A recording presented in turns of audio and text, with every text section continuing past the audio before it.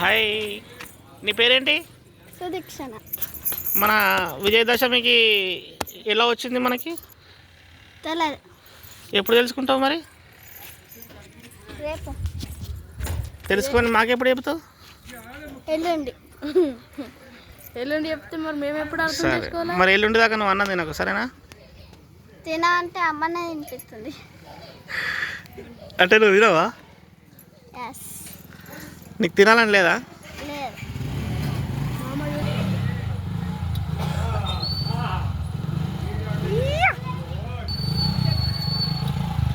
బొమ్మరిది విజయదశమి ఎంత వచ్చింది మనకు? విజయదశమి విజయదశమి ఎప్పుడు వచ్చింది? అదా పాండవులు విజయం గెలుచుకొని వచ్చినప్పుడు వచ్చింది. పాండవులు ఎవరితో గెలిచారు? అది అరణ్యవాసంతో అరణ్యవాసం ఎవరు పంపించారు?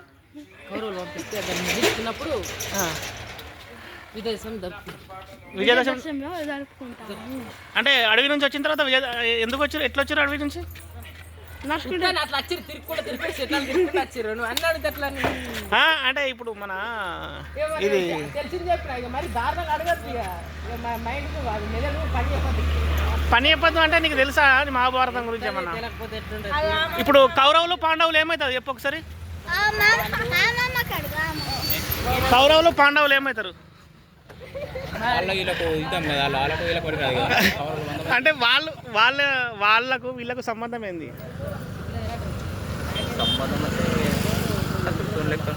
శత్రువులు కాదు, అంత పాలలే. కానీ దేని గురించి జరిగింది యుద్ధం? అర్జునుడికి దేని గురించి జరిగింది? మొన్న బతుకమ్మ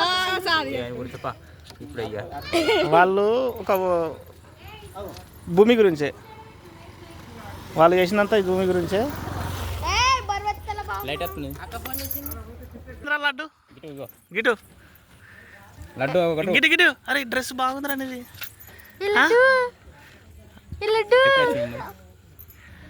చెప్పు, మీరు ఎక్కడ పని చేస్తారు? పంతులు కదా మీరు? మన కృష్ణమంది ఏమన్నా విజయదశమి గురించి మీరు చెప్తారా? విజయదశమి చెప్పారంటే ఈ పాండవులు ఆయుధాలను జమ్మి చెట్టు మీద పెట్టుకుంటారు. ఓకే. జమ్మి చెట్టు మీద పెట్టుకోవడం అంటే జమ్మి చెట్టు దానికి ఉన్న ప్రకృతి, దానికి ముళ్ళు ఉంటాయి. పట్టుకోవడానికి ఎవరు ఎక్కడానికి అవకాశం ఉన్నట్టే మనం ఎక్కడైనా పెట్టుకుంటే వస్తువు కనబడకుండా పెట్టుకోవాలనుకుంటాం కదా, వాళ్ళు కూడా జమ్మి చెట్టు మీద పెట్టుకున్నారు. Correct correct. పెట్టుకొని వాళ్ళ సమయకాలం ఆడికి పూర్తి అయిపోయింది విజయదశమి వరకు. అప్పుడు విజయదశమి అంటే మహాపవిత్రమైంది, ఆయన జయం అన్నట్టుగా, ఓటమి లేదు. ఎటువంటి దానికి ముహూర్తాలు చూసు పంచాంగాలు చూసు అనేది అవసరం లేదు. విజయదశమి అంటే గెలుపు అని దానికి సిగ్నల్ అన్నట్టు. ఓకే.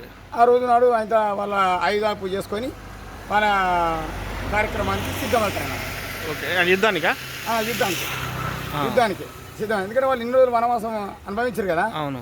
ఏదో పగతోటి కక్షతోటి ఎవరైతే వేసిరో వాళ్ళ మీదకి రెడీగా మేము మా సమయకాలం పూర్తి, మా శిక్ష అమలు అయిపోయింది కౌరవుల మీదకి, కౌరవులకి అని చెప్పి వాళ్ళు ఆయన చెల్లి ఆయుధ పూజ చేసుకొని ఆయన చెల్లి బయలుదేరుతారు అన్నమాట. ఓకే పంతులు, నేను ఒక క్వశ్చన్ అడుగుతాను, మీరు చెప్పండి. కౌరవులు కౌరవులలో అర్జునుడు గొప్పవాడా లేకపోతే పాండవులు? అర్జునుడు లేడు. కాదు, సారీ, కౌరవులలో కర్ణుడు. కర్ణుడు. పాండవులలో అర్జునుడు. వీళ్ళిద్దరిట్లో ఎవరు గొప్పవారు? అస్తంగా చెప్పాలంటే కర్ణుడే గొప్పవాడు. కర్ణుడే గొప్పవాడు. కానీ యుద్ధంలో చనిపోతాడు కదా. యుద్ధంలో అంటే ఆయనకు కొన్ని శాపనార్థాలు అంటే వీక్ పాయింట్లు బయట వాళ్ళు చెప్పుకోవడం వల్ల కొట్టడం వల్ల సరిపోతుంది. ఓకే. ఆయనకు ఉన్న బలం అమూల్యమైంది, అందరికంటే గొప్పది. ఆయనకు అన్ని ఉన్నాయి. దాన వీర సూరకర్ణ అనేది మనకు బిరుదులు చూస్తూనే ఉన్నాం. అన్ని పథకాలు కొట్టుకొచ్చిన బాబుతాడు. కాకపోతే ఎందుకంటే ఆయన వీక్ పాయింట్ కృష్ణునికి ఏర్పాటు. ఎక్కడెక్కడ ఏం చేస్తే ఏమవుతుంది, ఈయన చావాలి, ఈయన ఉంటే నేను బతకను అని చెప్పి అది ఒక అల్లుకంతో ప్లాన్ తోటి కొట్టడం అనేది జరిగింది అన్నమాట. ఒక కర్ణుడికి ఒక శాపం వల్ల చనిపోయిందని చెప్పి అంటారు. ఒక్కటిగా చాలా ఉన్నాయి అనంతమైన. భూదేవి శాపనం పెట్టడం, రథం ఇరుక్కోవడం, ఇంకా వగైరా కూడా ఇంకా చాలా ఉన్నాయి. ఇప్పుడు మన అర్జునుని కొడుకును పద్మవ్యూహంలో చంపడం అంటే అభిమన్యుడు పద్మవ్యూహంలో కర్ణుడు చంపేస్తాడు. కర్ణుడు అంటే అందరు ఆరుగురు వాళ్ళు కూడి ఒక్కరి మీదకి ఒకటే యుద్ధానికి పోవాలి. అది ధర్మయుక్తమైన యుద్ధం. అయితే వీళ్ళంతా అందరూ కలిసిపోతున్నాడు. ఒక బాలును చూసి ఆయన కొడుకు అవుతాడు. కానీ అభిమన్యుడే ఒక్కడే వస్తాడని చెప్పి అనుకోలే కదా వీళ్ళు. దాంట్లో అర్జునుడు కూడా వస్తాడు అనుకున్నారు కదా పద్మవ్యూహంలోకి. పద్మవ్యూహంలోకి అసలు అర్జునుడు పోవాలి, కానీ సమయానికి మాత్రం ఆయన లేకపోవడం వల్ల నేను పోతానని చెప్పి చేసింది అన్నమాట. వాస్తవానికి కర్ణుడు కూడా తెలియదు కదా అభిమన్యుడు ఒక్కడే వస్తాడని. ఆయన తెలియదు, కానీ అక్కడ ఏంటంటే పోయినప్పుడు అక్కడ ఏమైంది కానీ చెప్పండి, పోయిండు ఆయన. పోయినప్పుడు ఆయనకు అయితే వాస్తవంగా అయితే అక్కడ వరుసకైతే కొడుకే అవుతాడు కదా. అవును. మరి చిన్నపిల్లగాని నేను ఎట్లా కొట్టాలి మరి, కానిపోతే వీరుడు అయినప్పుడు సరైన ఆయుధం అని ఉండాలని చెప్పి దూర బిడ్డ అని చెప్పి ఆయుధం అని ఇవ్వచ్చు కదా.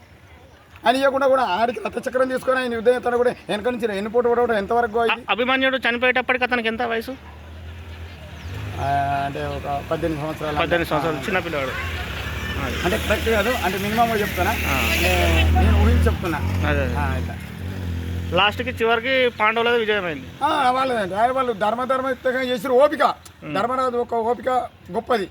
దీని శాంతి శాంతి శాంతి అనుకుంటా రావటం అనేది ఒక గొప్ప విశేషం అది.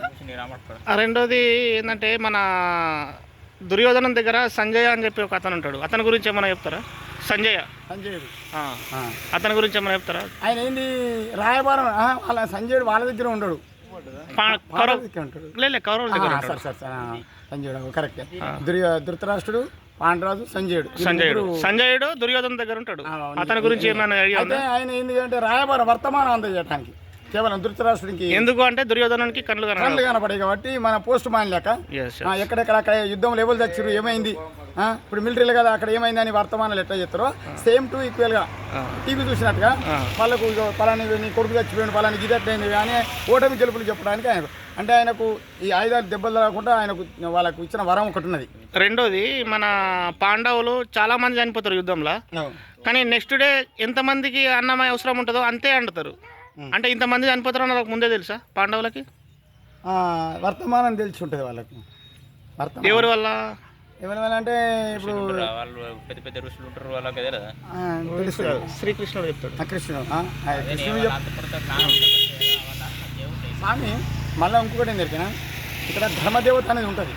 నీకు ఒక ఇది ఉంటుంది అనమాట. అయితే ఏమంటే ఎవరైతే నువ్వు ధర్మంగా చేస్తున్నావో అవి చేతికి ఎంత రావన్నా అంతవరకు వేస్తాయి.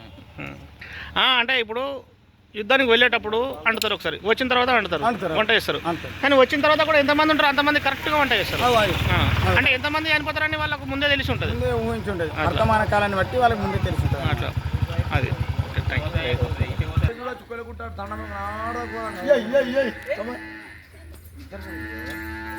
హీరోలు అంటే హీరోలే.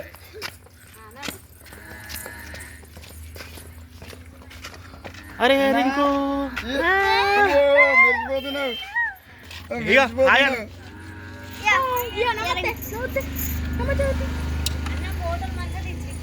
వీడియో ఇస్తున్నా. చిన్న చిన్న బాయ్ చెప్పు రింకు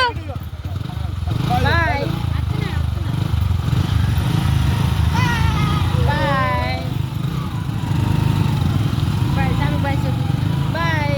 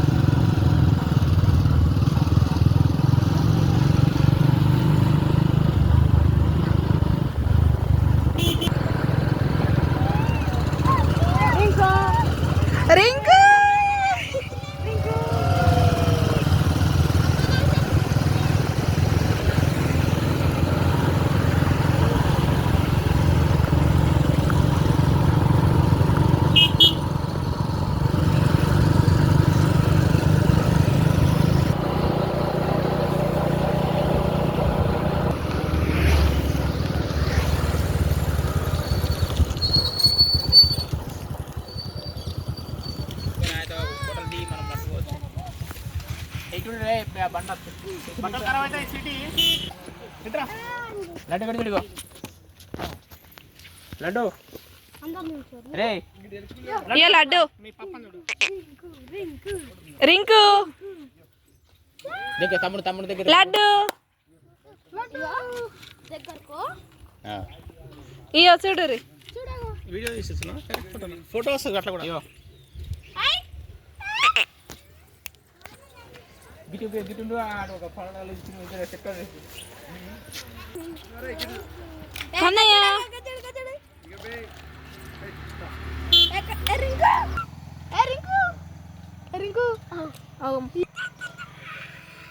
పప్పి చీటకు పప్పి చీటికి పప్పి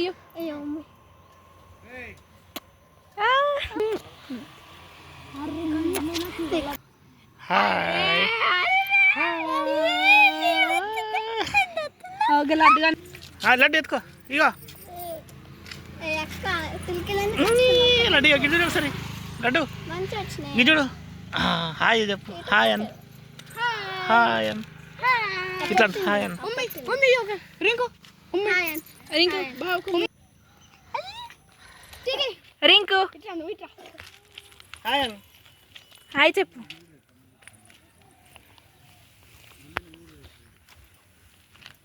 నువ్వు నేను తీస్తావు నేను ఆపు వద్దు ఓయ్ రింకుగా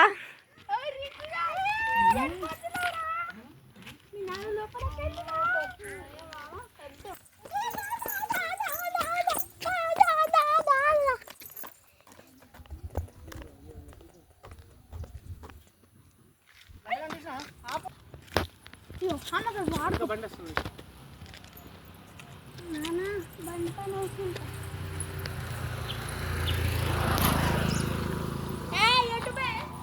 అరే లడ్డు గిట్రా అవు బండి దగ్గర రాసుకుంటున్నాడు నడు నువ్వు నడిగా గిడ్డు నడుమంటదా ఇట్లా నడావు నడుస్తే వీడియో ముందు కూర్చుంది